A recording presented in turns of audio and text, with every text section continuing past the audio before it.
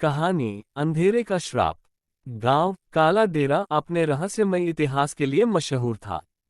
कहते हैं यहाँ रात के अंधेरे में कुछ ऐसा होता था जिसे कोई देख भी नहीं सकता था और जो देख लेता वो वापस नहीं लौटता।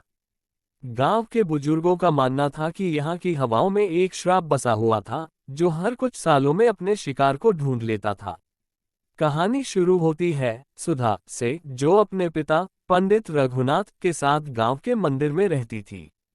उसकी मां कमला वर्षों पहले एक भयानक घटना के बाद लापता हो गई थी। किसी को नहीं पता था कि उसके साथ क्या हुआ, लेकिन कुछ लोगों का कहना था कि उन्होंने कमला को रात में जंगल की ओर जाते देखा था, जहां से वह कभी वापस नहीं आई। पंडित रघुनाथ हमेशा सुधा को समझाते, रात के अंधेरे में बाहर मत निकलना, यहाँ कुछ ऐसा है जो हमें दिखाई नहीं देता, लेकिन वह हमें देखता है। एक रात जब गांव में काली अमावस्या थी, सुधा की सहेली रीना अचानक लापता हो गई। आखिरी बार उसे पुराने कुएं के पास देखा गया था, जहां वह अपनी दादी के लिए पानी लेने गई थी। अगले दिन गांव वालों को कुएं के पास सिर्फ रीना की चप्पलें मिली, लेकिन उसका कोई निशान नहीं था। गांव में डर का माहौल बन गया। लोगों ने फिर से पुरानी कहानियों को दोहराना शुरू कर दिया। यहाँ कोई अंधेरे में छुपा बैठा है जो हर कुछ सालों में किसी को ले जाता है। सुधा को ये सब अजीब लग रहा था।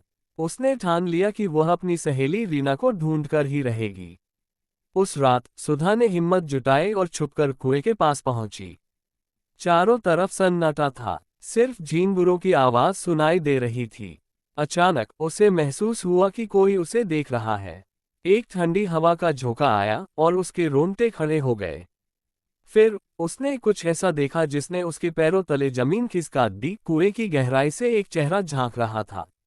ये रीना का चेहरा था, लेकिन उसकी आंखें अजीब तरीके से चमक रही थीं, जैसे वह इंसान न होकर कुछ और हो। सुधा की चीख निकल गई और वह भागने लगी। तभी एक ठंडी और सड़ी गली गंध उसके चारों ओर फैल गई।